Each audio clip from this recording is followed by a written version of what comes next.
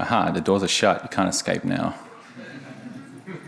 Okay, because we're starting a little bit late, I'm going to adjust a little bit. But yeah, welcome to a talk about why we're all wrong, me included, you included. So it's going to be really fun. First off, we're going to be interactive.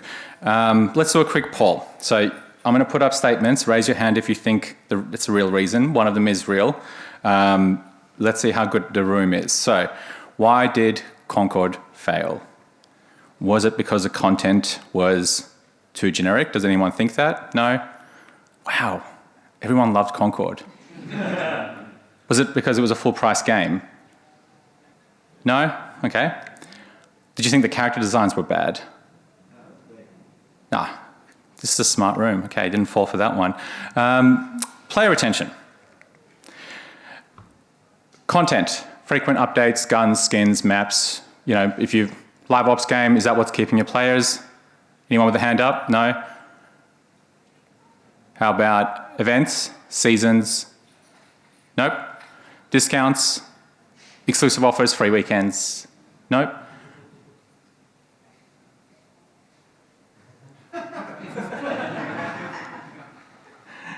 Does anyone agree with that statement though? It was a DLC release. Yep. Okay, we've got 1, 2, 3. People change. Yep.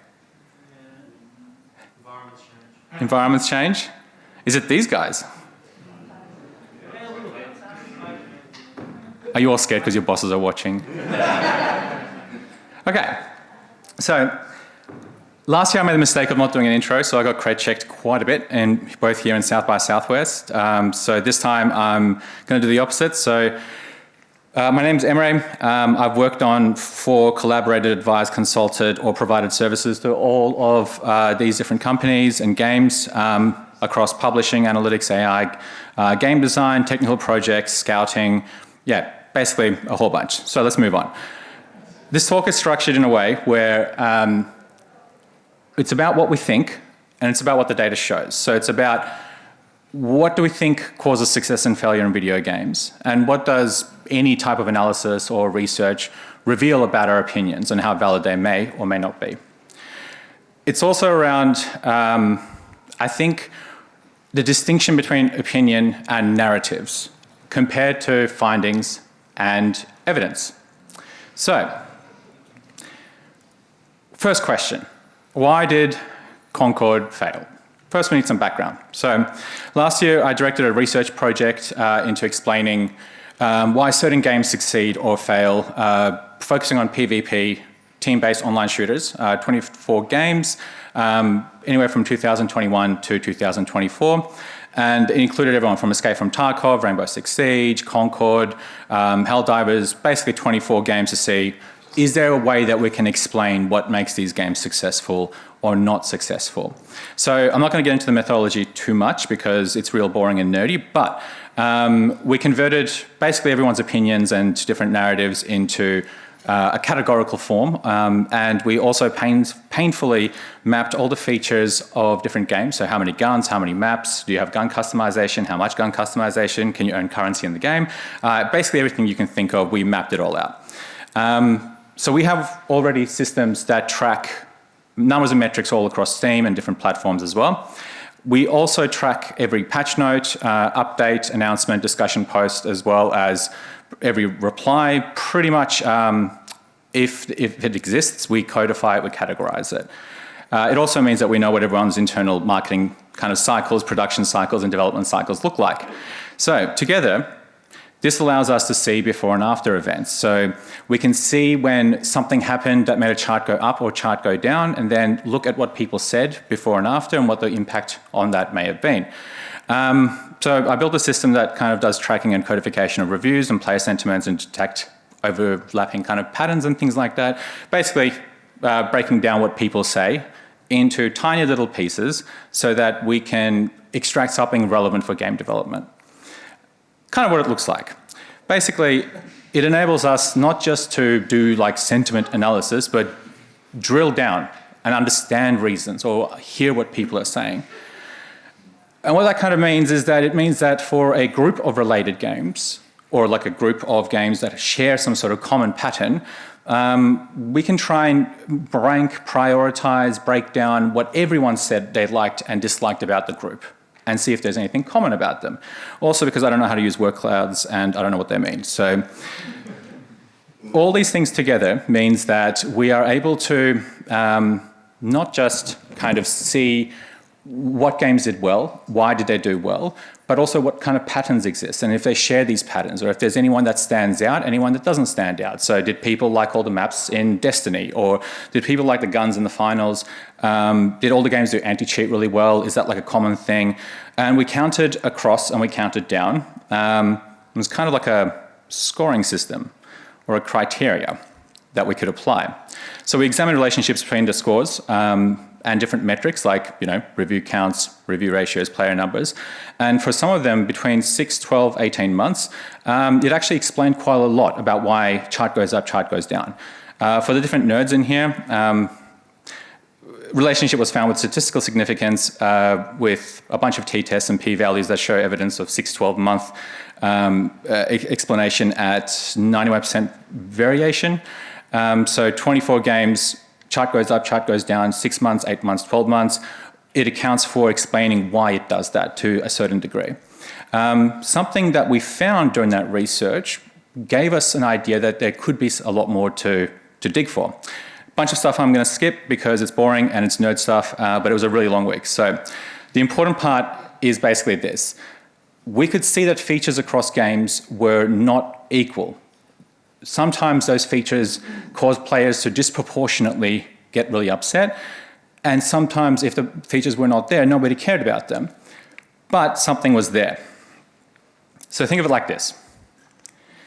Some features, if they're absent, people are going to lose it. If they're present but not done excellent, people are still probably going to lose it to a degree. And if you do it really well and you spend a bunch of time on it, no one's going to care. They're just not going to thank you for it. These are called mandatory requirements. This is what is the minimum amount that you need to even compete within a market where there are games similar to yours and you're trying to compete against games that already exist and have an existing player base or fans. This is what it takes to be generic and go into the market. So basically, if you miss them, it'll kill you. And if you do them okay, people still might get upset. And if you do them really, really well, no one's going to thank you for it either. Next, we found some features that if they're absent, yeah, people get upset because they compare against other games. But if they're present, and if you do them differently, if you do them well, and if you do them well and differently compared to everyone else, there was a disproportionate amount of positive sentiment and engagement from players. It was actually quite interesting. These are called mandatory requirements, but they're USB. So mandatory but USB for not making it too much of a word. Basically things that everyone else is doing, players to a degree expect that you will be doing them as well. But if you miss a couple, that people are tolerant. If you do one of these and you do it well and you do it differently, you get a really interesting response back from players. This is kind of the point in which being successful is different from your game just succeeding. It's about entering into the mainstream. It's about being, having your cover page on someone else's pitch deck to say, my game's going to be like this game. And then there's other stuff where if it's present, people will thank you for it. They really appreciate it. And then if it's absent, no one really knows that it was absent because it's not a common thing that people do. These basically are a group of things that we found amongst these games where I've always thought that these things amongst live ops games were like expected. Turns out, no, if you just do it well, people will thank you, but most games didn't put much of an effort into it. So we have mandatory requirements, mandatory but USB requirements, not mandatory but you get free cookies for it anyway. And this talk is not about making PvP games or live ops games or anything like that. It is about understanding that when we did the research, we saw these major categories appear, and it helped us create a theoretical scoring system that went on to then figure out what is opinion, what's narrative, and what's fact. And in that scoring system, Concord was not the worst game out of the 24 games. It's actually the third worst one. Who can guess what the worst one was?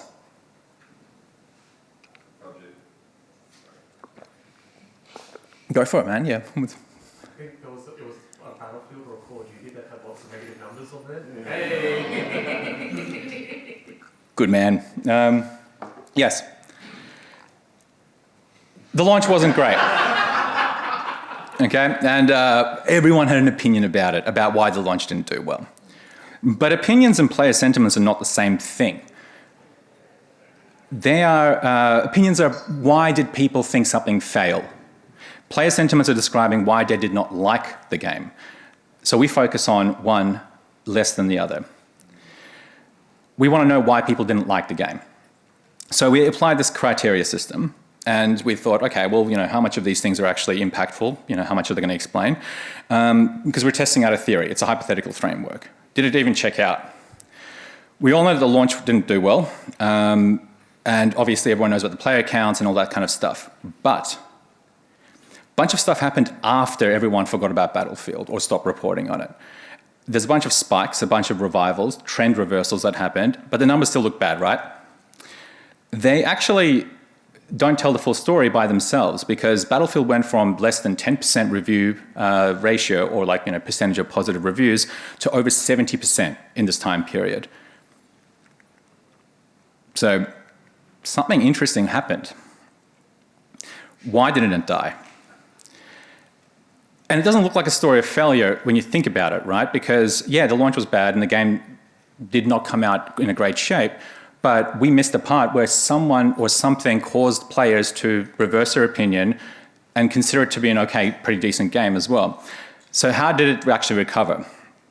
Well, they obviously may have added more guns, or they may have done a bunch of stuff. Actually, the first sign of revival was in April 2022, when they added squad management, voice chat, and just a couple of technical fixes. And that was the first time that we saw a little peak happen. They added a bunch of boring stuff, and people responded really, really positively. And then the second big kind of reversal, or this recovery, it wasn't more guns, it wasn't the class system, because the class system actually was in February. It was that they reworked old maps and they reworked gameplay controls. So the thing that I thought was the biggest contributor, the class system or whatever, wasn't actually the biggest contributor. It was something that I never would have even thought about. So they fixed movement, they fixed controls. The next one, and we're going to talk about this free weekends and player retention coming up. They completely focused on game balance. They fixed technical issues, they fixed a bunch of boring stuff, squad chat and more functionality and quality of life features. And the player sentiment kept rising. And the most important thing is that, yeah, the player counts look bad, but their baseline of player numbers, or their average number of players, that baseline just kept increasing. It kept ticking upwards. Even though that Battlefield actually had the lowest number of content, maps, updates, variety and breadth compared to all of its competitors, but they went from less than 10% positive reviews to over 70%. Whoever was there was actually incredibly clever about understanding what players were saying and addressing what they wanted. But we didn't make opinions based on that, did we? No one at DICE or EA could have known that voice over IP or squad chat was more important than having more maps, more content, better graphics, things that we all believe are drivers of success for these types of games. I don't even think that anyone in the room or in LinkedIn or wherever else would have said, you know what, given the option, I've got limited time, limited budget, gonna go with squad chat. Two or three less maps, 10 less guns. This was actually really interesting to us. But we're good data scientists, so we thought, all right, let's apply it to all the other games and see what happens, right? Obviously it's not going to be like a general framework.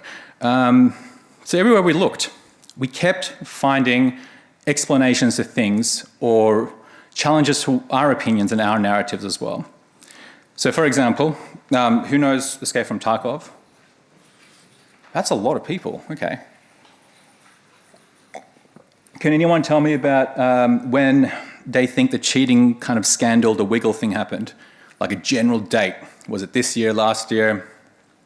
No? These guys have survived every type of controversy, from viral videos about cheating, netcode, lack of progress and development. It never impacted them. they never had a statistically significant negative trend of players. They just kept growing. The moment that they added a single player expansion behind a DLC or like some sort of expansion, the scale or the number of mandatory requirements you can mess with actually started to tip over. And within a week, they reversed the decision. And it's the only decision that they've ever reversed as well. So they had really good data scientists who were able to raise the alarm and say, hey, this actually matters. Like this seemingly insignificant thing in a bunch of loud players is actually forming a negative trend. Like we are losing. Everywhere we looked, across a bunch of games, Rainbow Six Siege, right?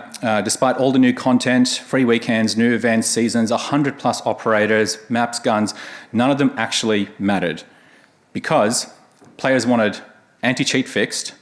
The auto-moderation apparently was a nightmare and people were getting banned. And there was a bunch of problems with the meta progression, something about a starter pack.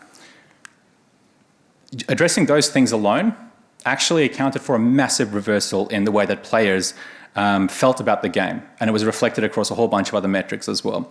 The reason why that's important, or this chart is important, is because it costs you 10 times less money and labor to punch out all that content or all these things that we think are important than it is to just fix an auto moderation system so that it filters player names or something properly.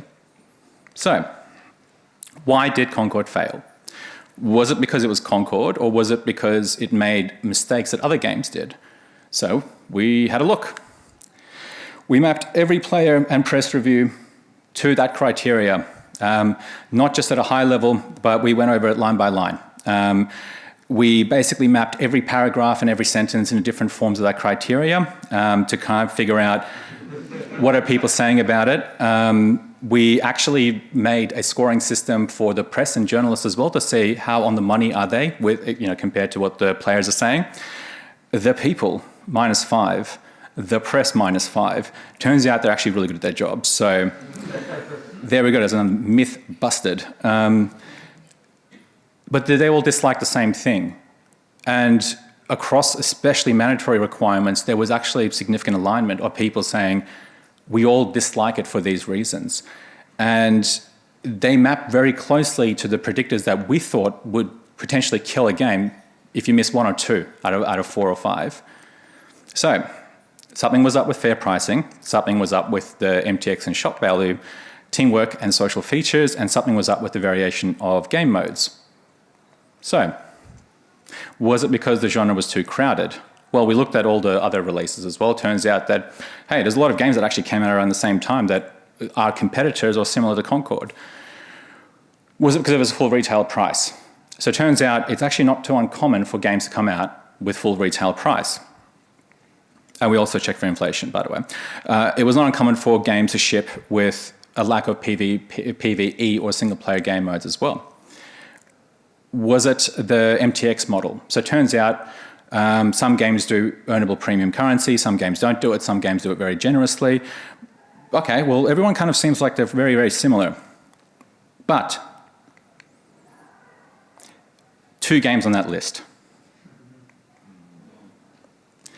2 games in the last 5 years shipped at full retail price without PvE or single-player content, no way to earn premium in-game currency, limited to no team chat social features for team-based PvP online games.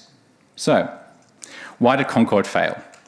Concord launched with 12, I think, maps, 16 heroes, a novel customization, or like what do you call it, like a dual roster kind of like synergy system as well, so they had USBs. Had actually well-received gameplay across both press and players as well. It exceeded competitors across content or variety on a number of different levels as well. It was a really average game. So it was able to meet the minimum to enter the market, but it made a bunch of mistakes that someone else did as well, on the same type of mistakes that honestly, both of those people, like groups, would not have known that something as trivial as having really good squad chat or squad ping system could actually really hurt a game, more than people would think. Not because of these type of opinions, which I call clown opinions. So, back to what we said about free weekends, or like player retention and things like that. You may have seen, in the Battlefield chart, there was a huge spike, bunch of players, free weekend. Let's talk about that. What drives player retention?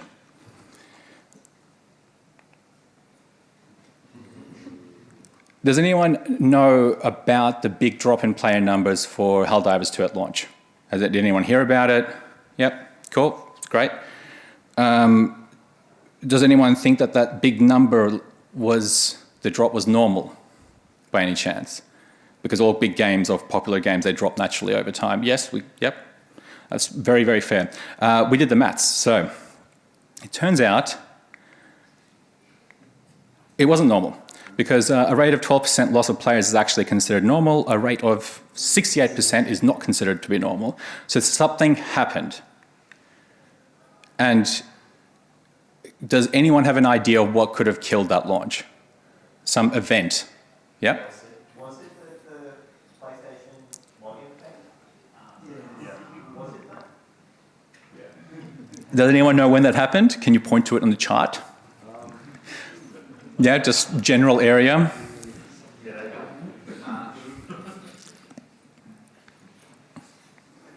No. The mystery, the plot thickens. So, somebody hurt my favorite game, and I wanted to find out who it was, so we applied the same criteria system. We know that it wasn't normal. We know that it wasn't Sony. So what actually happened? What was it? Because no explanation, right? We know who the suspect is, but so I ran a bunch of different algorithms and different kind of rolling averages and ways to try and figure out what's going on. And this is where it got interesting, because everyone knows about the launch momentum, having issues, the Sony PSN. No one has reported on the fact that they're actually recovering, and they're first time in their history, they're on a big upside trend. So they're going back up in sentiment and player counts. They're getting better. So what are they doing? Good. It even gets, obviously the plot thickens, right? Like we can understand something killed the launch, but they're recovering and they're doing something right. So what is it? I went full Charlie on this. Every single Reddit post, every review, every single Discord message I could find, I analysed the crap out of it. And every single thing led to the first event. 3 issues, just 4 negative reviews on Steam, 39,000 upvotes.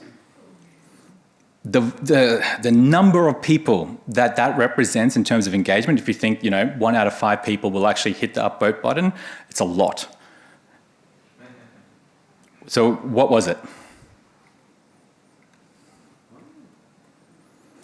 Servers and bugs hit 2 different things at the same time. Players couldn't log in or join, and they could not make parties with their friends. So they could not have any team or social features.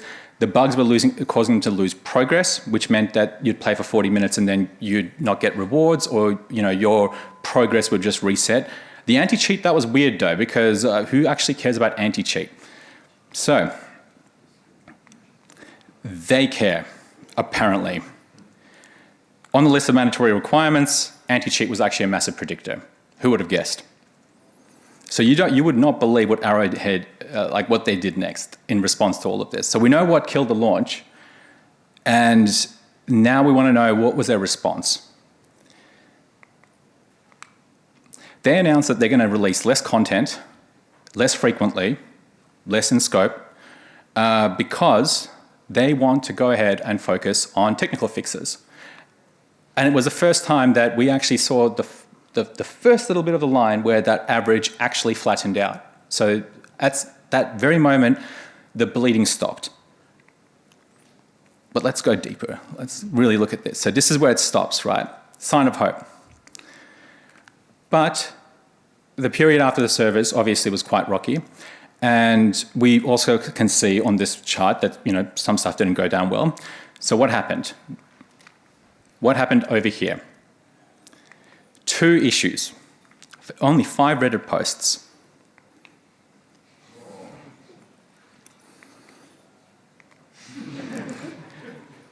Again, usual suspects.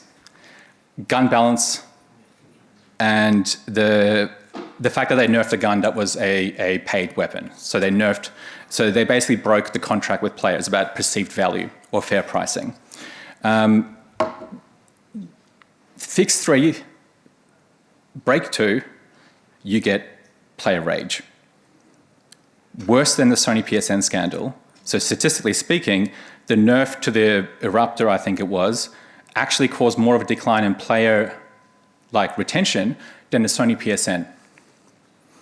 So let that actually sink in. The massively publicized event of the Sony PSN was actually completely overshadowed by changing a bunch of numbers on one gun. So what did they do next? We know what happened here. Don't mess with guns. How'd they recover? Well, they obviously fixed this, right? And, this one is kind of not right because mandatory requirements will not thank you, it just won't hurt you. But they also did this. And this is something that I never would have thought would be so impactful for players. They just promised to be more active, engaged. They committed to a 60-day type of patch cycle. They were more active in the Reddit. They did, a lot more feedback cultivation. Essentially just listened to players that were active and they stuck to that commitment and made it very predictable. So there's 2 lessons there. At no point did they commit to more skins, more guns, more maps. They didn't commit to more content, they actually did the opposite. They addressed stuff in the mandatory requirements, boring stuff like engaging with their players in the forums, posting about their sprint cycles, about their design plans for next DLCs or whatever, and getting more technical. It costs you 20 times less money to actually do a monthly Q&A with your fans than it does to push your teams for a 2-week release cadence of new maps, new guns, new operators or whatever. One of them actually does retain players and the other one is just committed, it's CPR on something that's already dying. So, empathy is it's cheaper than content. It's a good business decision. Well, they taught us a really important lesson here. We all know about PSN, we know about the launch failure, we know about what happened at the start, but we never really reported as an industry or talked about as an industry about what lessons we could have learned after that, because they masterfully navigated unknown territory, unknown scandals. They hammered home that all those charts, those CCUs and stuff, those metrics don't tell the full story. They know what they were doing, and as executives, they executed it super, super well.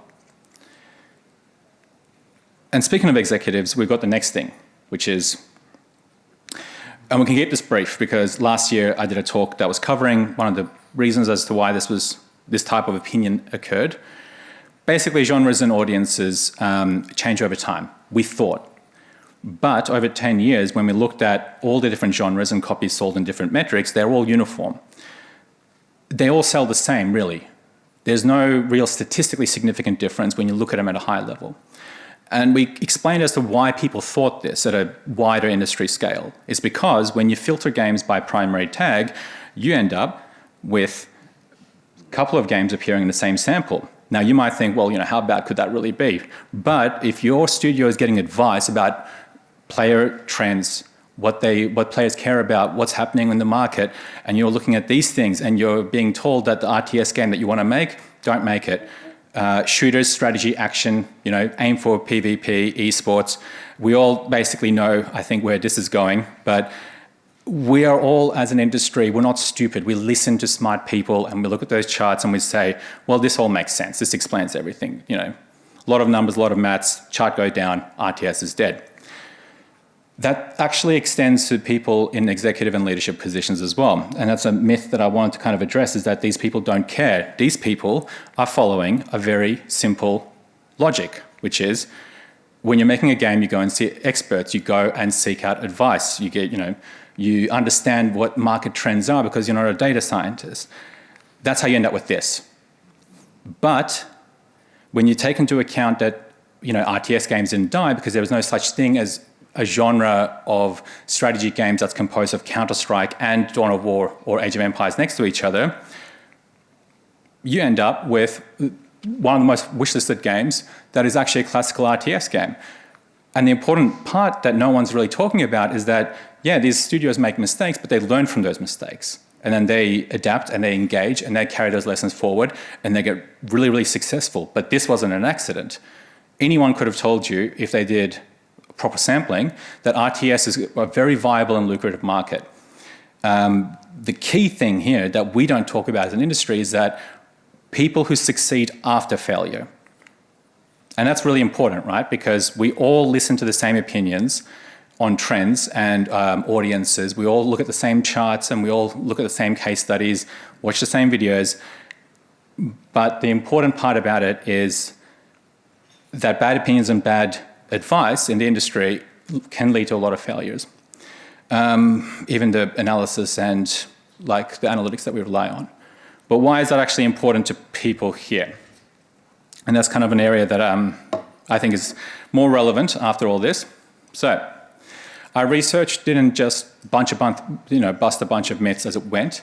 It actually provided a lot of practical uses and insights into how this can apply across more games. Whilst we looked at action and PvP games or online shooters, what we also found was that the same type of patterns were emerging across other groups of games or other big clusters of games. First, I guess main thing is that across all these games, there's stuff that you have to do and you have to do really, really well. But you're not going to expect a thank you. Across all these games, there's also stuff that you have to do, but you can do differently. And people will thank you for it or will have a disproportionate reward back to you as well. And there's other stuff you can do. Just give it a go. People are thankful. They'll write nice things about you, make a nice Reddit post and things like that. It's not going to move the needle. It's not going to make your game successful or fail by itself, but it can be very complementary. So the first one, stuff you got to do. You got to do it well, and you don't get a cookie. These are things that you have to do just to enter the market. So whether or not you're building, I don't know, like an RPG, something game, just to compete against the games that you're referencing or like you're drawing as inspiration, you have to do these things. You have to do them really, really super well. And if you don't, there is only rage. There's only failure behind it.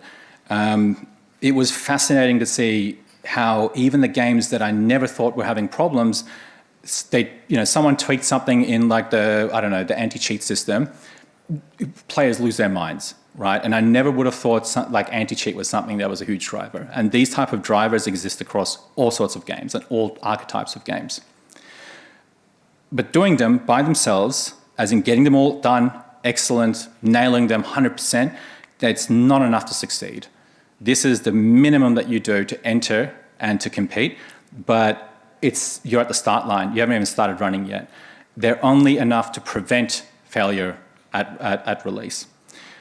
And that's really important because sometimes we think that doing those things really well are USPs or they're differentiators or something. They're not. You got to do them no matter what. This is where the magic actually happens and where creativity, good game design, experimentation, prototype, that's where it lives.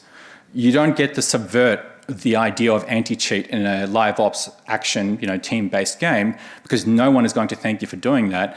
But if you subvert people's idea of the genre itself, and maybe everyone plays those type of games top-down view on a game that looks like Warcraft, and you say, hey, what happens if we make it first person? Crazy idea, I know. You end up potentially becoming mainstream. So it's not just about doing those things really, really well, but that's seizing opportunities to do them well and differently. Not doing them will lead to failure, obviously, because you can't just have an action shooter, a PvP game, forget to include the guns and the maps. Doing them well is obviously going to put you ahead of ones who are not doing it well, but doing them well and doing them differently, that's your differentiator right there. And across so many games that we saw across different archetypes, you can actually see the ones that thought their USPs were just doing what everyone expected well, versus the ones that did the things that mattered well, but then differently on top as well. Because they understand people are buying the game for a reason, and they think, how can we surprise people based on that? This is where household names are born.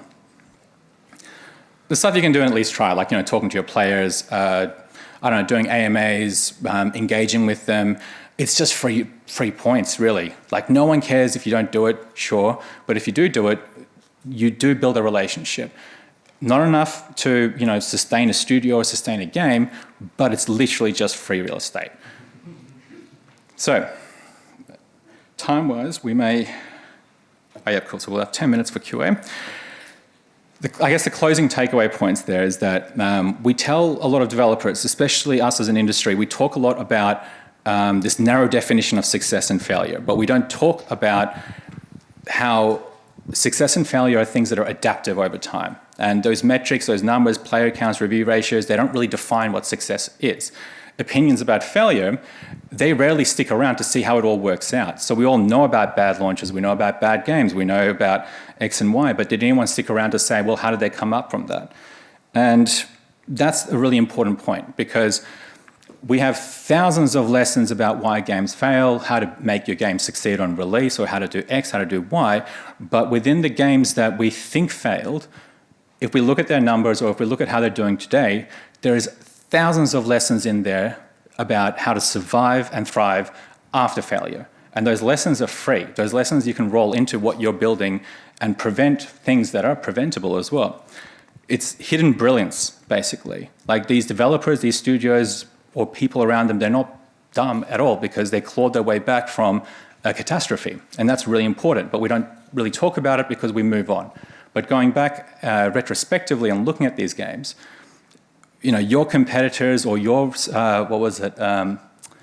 games that, I guess, your inspiration, like, if you find ones that you've been looking at as, wow, they really screwed up, make sure you're looking at the full picture, because they may contain a lot of lessons, they may have recovered, there may be spikes in their player engagement that will give you free things that you don't have to pay for in terms of doing it the first time around.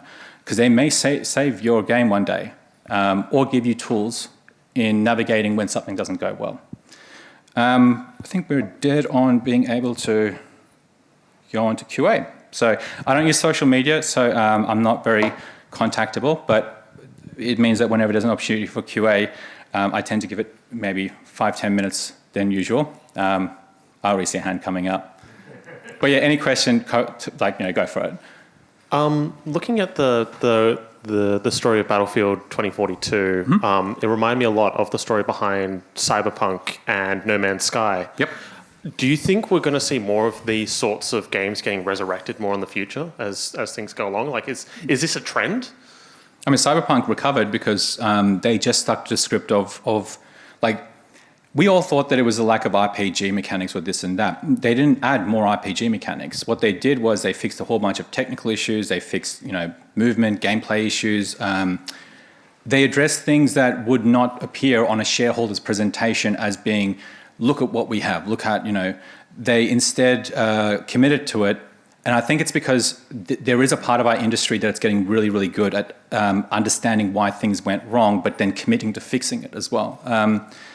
Was it your question more about, are we going to see more often of games sticking to fixing or games going back and fixing themselves?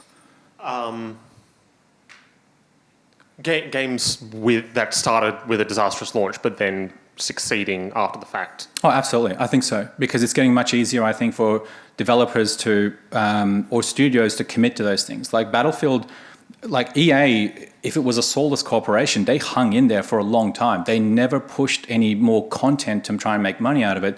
They literally just kept repairing the game and fixing the game. If the companies that we believe inherently are not altruistic in nature are committing to those type of things, I think we'll be seeing not just Cyberpunk as an example, or No Man's Sky, or any of these games that really commit. It's that as an industry, I think we're slowing down and trying to actually build games that resonate with players for a very long time, rather than looking at sequel. My hope is, because it's like this weird thing of intellectual e-waste of we make these big games and we spend $800 million or whatever on it, and then what? It didn't do well in the first month, so we let it go.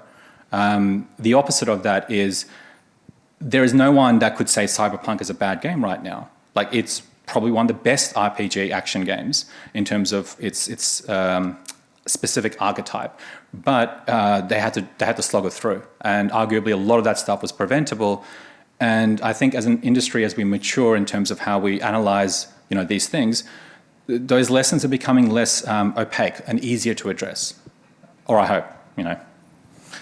Did I even answer your question? I don't know, it was a bit of a rant. Yeah, no, you did, and thank you. Cool. Also, as an Age of Mythology player, I felt attacked by the RTS question at the start. RTS was never dead, yeah. It's...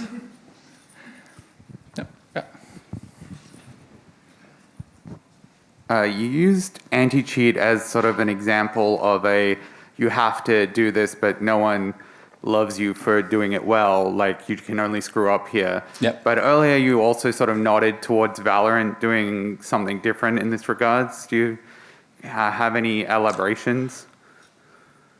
Valorant didn't do anti-cheat in a way that sold copies for Valorant, if that makes sense. Like players are not narrowing down on it. You're not going to buy Valorant because it's got amazing anti-cheat.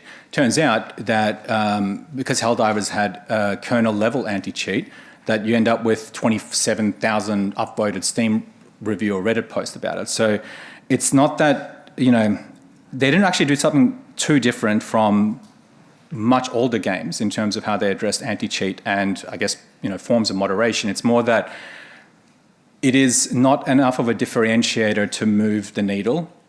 It is an area where, you know, creative technology or solutions, especially things that don't require very intrusive methods or whatever, may exist. I think I've even got Valorant's like full breakdown there. Is that I think they encountered some problems as well, but it's not enough. It's rarely enough those things to actually drive players for purchasing as well. Yeah, I'd have to look at the data, but Valorant probably was one where I don't know enough now, considering it was last year, about exactly what they did, what players enjoyed and didn't enjoy. But the overarching kind of theme is that, you know, having really different, unique anti-cheat is not a unique selling point. It's something that prevents failure from happening or that player rage from occurring because you've found an innovative solution to that problem. But no one's going to turn around and say, I bought Valorant because of the anti-cheat. They'll definitely quit because of it, but yeah. As the person who made the anti-cheat for Valorant, I totally agree with you. Okay, yeah. There you go. It is worth noting that all the case studies have been validated by the studio heads. So, you know, I've spoken to Shams, spoken to Farzi and everything like that.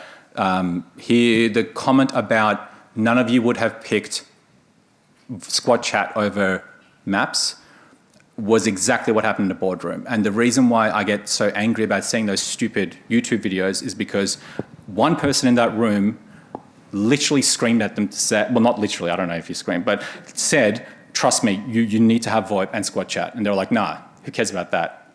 And we all now know in retrospect that that person was right. And all those videos saying this person was responsible, whatever, don't know and what they're talking about. But yes, every case study, including things like even Escape from Tarkov, we've spoken to people at those studios. Yeah, but I'm really glad. So there we go, another one. Yep. I think often when I think about games, I look at, say, books or movies as my analogies for business models which are similar to games, right? Mm-hmm. Like, so I think, you know, there's an author that I like, so I buy their books. There's an actor or a director that I like, so I watch their movies.